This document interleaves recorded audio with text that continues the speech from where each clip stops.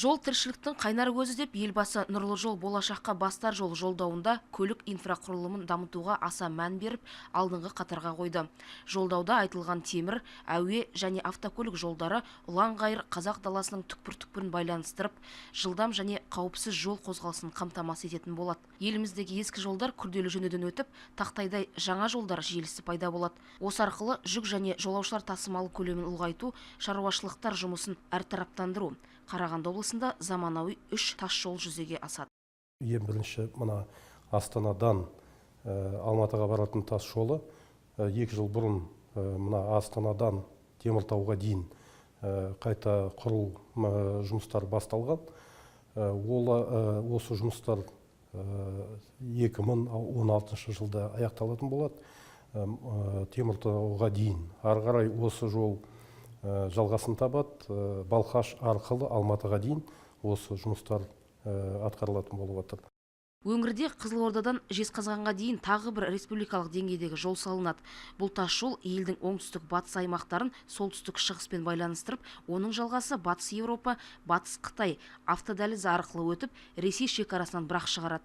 Қарағанды облысында Қызылорда, Жезқазған және Жезқазған-Петропавл автожолдарын жаңғырту жұмыстары бастау алады.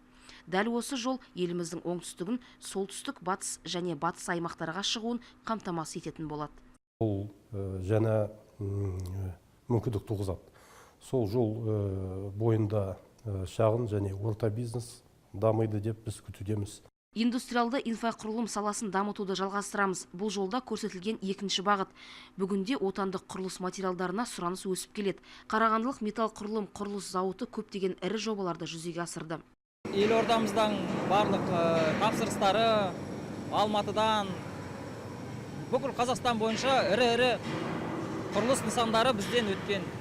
Айтар болсақ, Бәйтерек, стадион, Астананың Алматы әуежайы, Семейден Ертіс өзені арқылы өтетін көпір, соның барлығы біздің мақтанышымыз. Зауытта өндірілетін жабдықтар отандық ірі өндіріс ошақтарында ерекше сұранысқа ие. Еліміздегі көптеген алып жобалардың құрылысы аталмыш зауыт өнімімен салынған. Сонымен қатар аспалы көпір құрылысын сала алатын жалғыз зауыт. Оқып жүргенде өндірістік тәжірибеде болдым осы жерде. Бітіргеннен кейін дәнекерлеуші болып жұмыс істедім біраз уақыт. Осы 3-4 айдан бері шебер болып қызмет атқарамын. Жұмыскерлерге әлеуметтік жағынан барлық жағдайлар жасалған.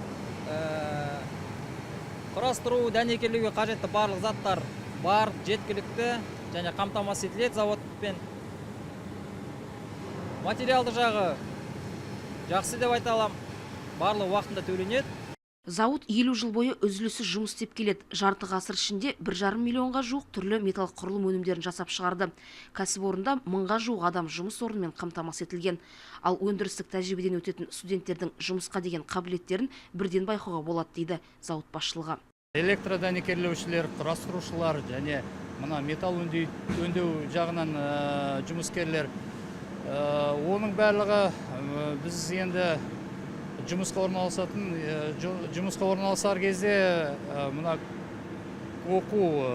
кәсіби оқулармен көбінесе біз жұмыс істейміз де, олар өздерге осында практикалық, производственный практикалық өтіп, осында енді тәуір жақсы жұмыс істейтін балалар өзімізде қалады, әрине. Көбінесе мына осы кәсіпкерлер, жұмыскерлер, мына өзіміздің Қарағандының политех бітіргендерінің выпускниктері және мына осы училище бітіріп кеткендерді де көбісі әрине мына 50-60% өзімізде қалып жұмыс істей береді. Ал мына оқу орнында болашақ дәнекерлеушілер білім алуда. Олар теория мен тәжірибені ұштастырып, озық технологияның қыр-сырын үйренуде. Оқуларын аяқтаған соң қолдарына халықаралық үлгідегі диплом алады. Бұл Қазақстандағы жалғыз дәнекерлеу институты. Бірер жыл бұрын Қарағанды мемлекеттік техникалық университетінің базасында ашылған болатын. Институт дәнекерлеу жұмыстарына арналған заманауи құралдармен жабдықталған. Бұл жерде Америка, Швеция және Ресей елдерінен әкелінген 20-ға жуық агрегаттар бар. Жаңа құрал жабдықтармен жұмыс істеп, білім алу біз үшін өте жақсы. Оқуымызды аяқтаған соң қолымызға берілетін сертификат шет елдерде де жұмыс істеуге мүмкіндік ашып отыр. Қарағанды мемлекеттік техникалық университеті экономикалық сала мамандарын дайындайтын отандық 10 жоғары оқу орындарының қатарына кірді. Елбасының тапсырысы бойынша бұл университетте индустрияландыру бағыты бойынша кадрлар даярланады. Тау кенісі, машина құрастыру және металлургия. Сондай-ақ аталмыш жоғары оқу орны дуальды білім беру жүйесінде үздік деп танылды. Оның негізінде 80-ге жуық Қазақстан және шетелдік өндіріс ошақтарын байланыстырып отырған корпоративтік университет жұмыс істеуде. У нас не менее 60%. Университетте берілетін білімнің 60%-ға жуығы өндіріс ошақтарында жүргізіледі. Ол үшін біз 57 маман дайындап шығатын кафедра филиалдарын аштық. Бұл өте маңызды қадам. Өйткені студенттер 2-ші курстан бастап өндірістік тәжірибеден өтеді.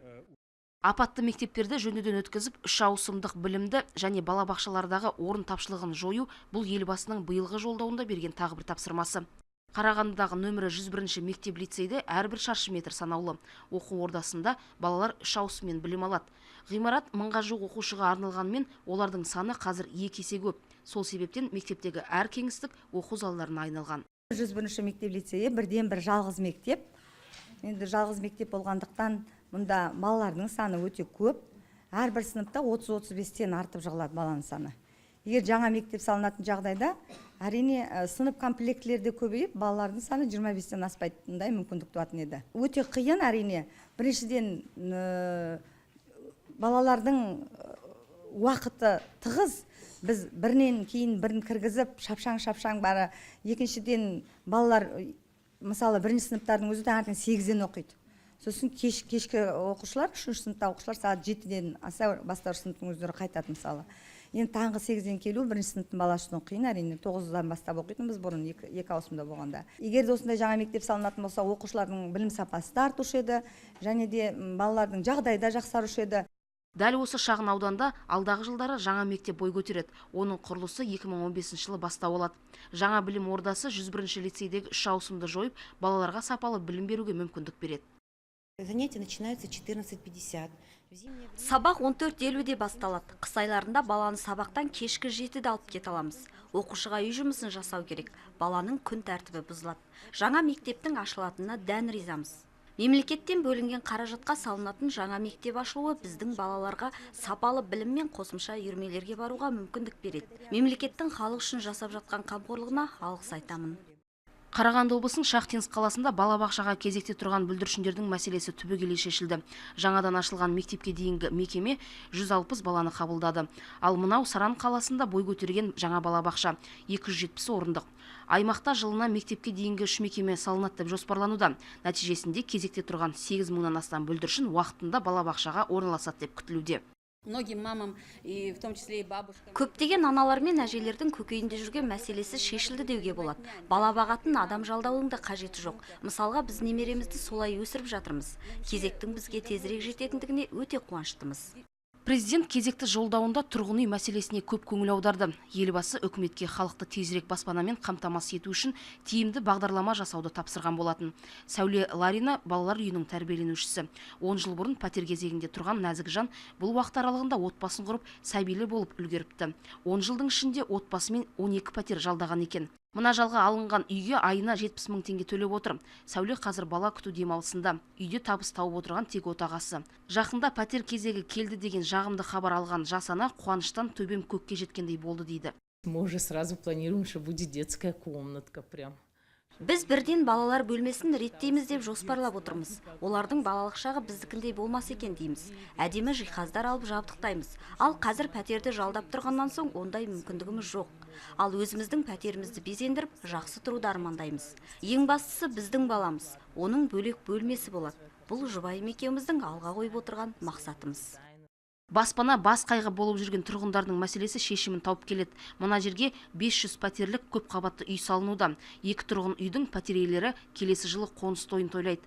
Бүгінде 40-қа жуық құрылысшы жаңа баспананың уақытында тапсырылуына бар күштерін салуда. Монолит бөлімінде біз жұмыс істеп отырмыз. 8 ай көлемінде болды салып жатқанымызға. Айлық жалақылар орташа көлемде жұмыс уақытында тапсырамыз деп ойлаймыз. Сапалы қылып салып жатырмыз.